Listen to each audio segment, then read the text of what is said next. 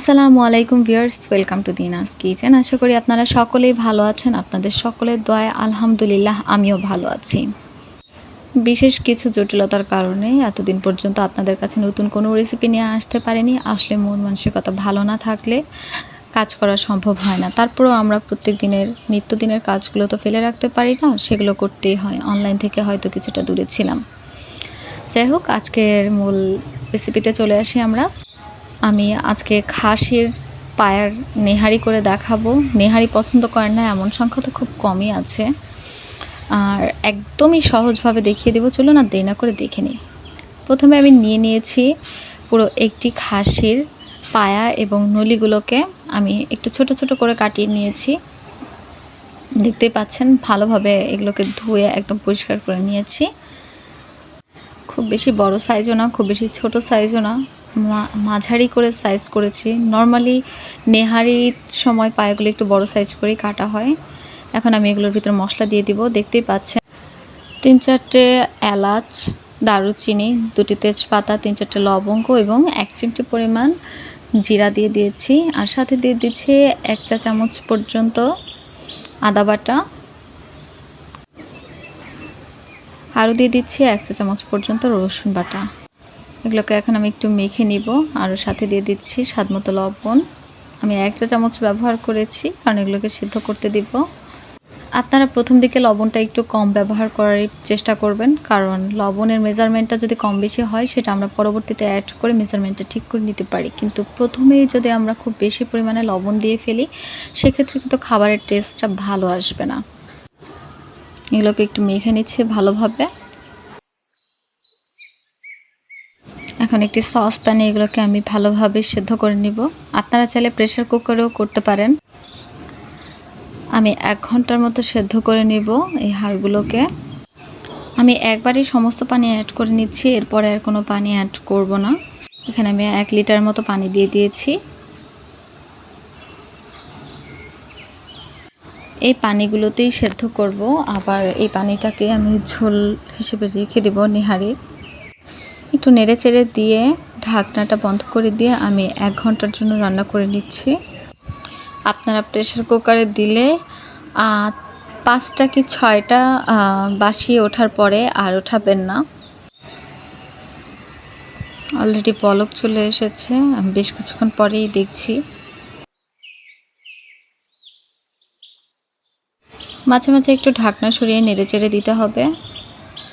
কিছুক্ষণ পরপরই একটু ঢাকনা সরিয়ে নেড়েচেড়ে দিবেন, যেন সব দিক থেকে ভালোভাবে সেদ্ধ হয়ে যায়। আমি এটাকে সকালের নাস্তা হিসেবে সবাইকে সার্ভ করব, তাই আমি রাতে 1 ঘন্টার জন্য এটাকে সিদ্ধ করে ঠান্ডা করে রেখে দিচ্ছি। ব্যাস, পরদিন সকাল হয়ে গেল। এখন আমি এগুলোকে আবারও সিদ্ধ করতে দিয়ে দিয়েছি। দেখতে পাচ্ছেন পানি কতটা কমে গিয়েছে। আমি আবারও এগুলোকে 30 মিনিটসের জন্য সিদ্ধ করে নিয়েছি। দেখতেই পাচ্ছেন সবগুলো একদম সেদ্ধ হয়ে গিয়েছে ভালোভাবে। আপনারা যারা প্রেসার কুকারে করবেন তাদের এত সময় পর্যন্ত সেদ্ধ করতে হবে না, কারণ হাড়গুলো ভেঙে গেলে নেহারিটা খেতে আর ভালো লাগে না। হাড়গুলো শক্ত থাকবে এবং মাংসগুলো তুলতুলে হয়ে উঠে আসবে। এটাই সবচেয়ে বেশি মজা লাগে আমার মনে হয়।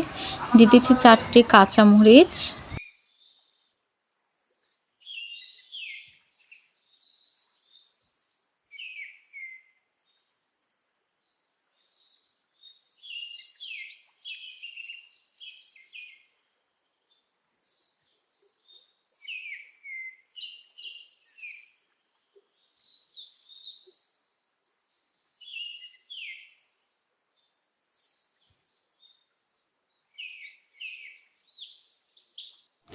এখন দিয়ে দিচ্ছি সাথে একদম উঁচু করে 1 টেবিল চামচ পর্যন্ত ধনিয়ার গুঁড়ি। ধনিয়ার গুঁড়োগুলোকে একটু মিক্স করে নিচ্ছি, আর নয়তো দলা পাকিয়ে যাবে।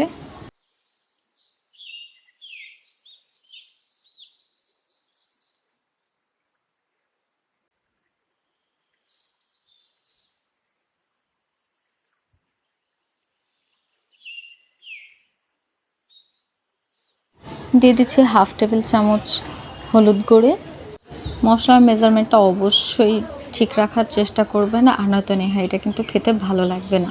কারণ নেহারিতে খুব বেশি মশলা হয়ে গেলে তখন কিন্তু আর খেতে একদমই ভালো লাগে না। একই সাথে আমি 1 চা চামচ পরিমাণ রাঁধুনি গরু মাংসের মশলা দিয়ে দিয়েছি। এটা স্কিপ হয়ে গিয়েছে, আপনারা অবশ্যই দিয়ে নেবেন মনে করে।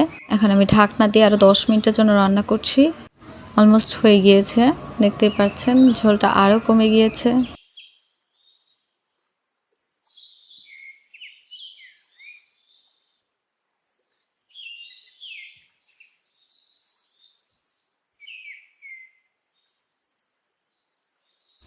এখন দিয়ে দিচ্ছি 1/2 চা চামচ পরিমাণ জিরে গুঁড়ো।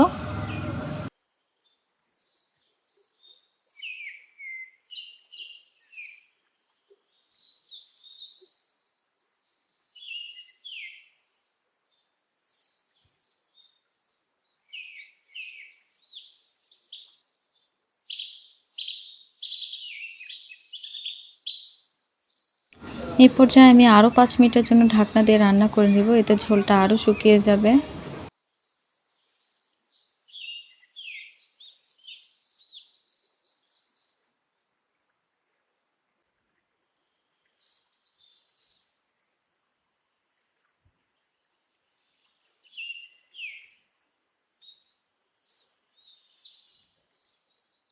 ব্যাস, আমার রান্না একদমই কমপ্লিট হয়ে গিয়েছে। এখন শুধু বাগার দেওয়ার পালা। বাগারের জন্য আমি চুলায় একটি প্যান দিয়ে তাতে 1/2 কাপ পরিমাণ পেঁয়াজ কুচি নিয়ে নিয়েছি এবং তাতে 1/4 কাপ পরিমাণ সয়াবিন তেল দিয়ে দিচ্ছি। বাগারটা আমি শুধুমাত্র পেঁয়াজ কুচি দিয়েই করব।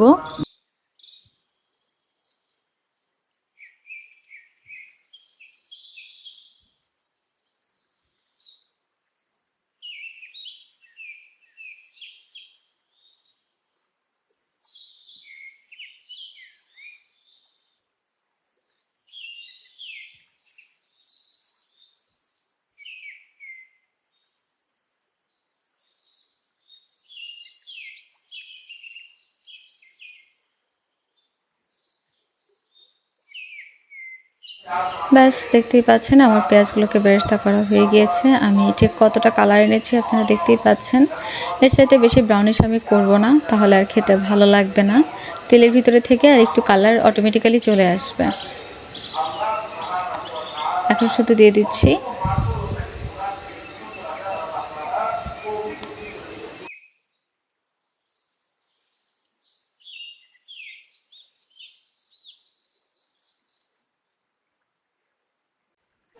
এখন শুধু একটা বলক তোলার অপেক্ষা, এবং সাথে দিয়ে দিচ্ছি কিছুটা ধনিয়া পাতা কুচি।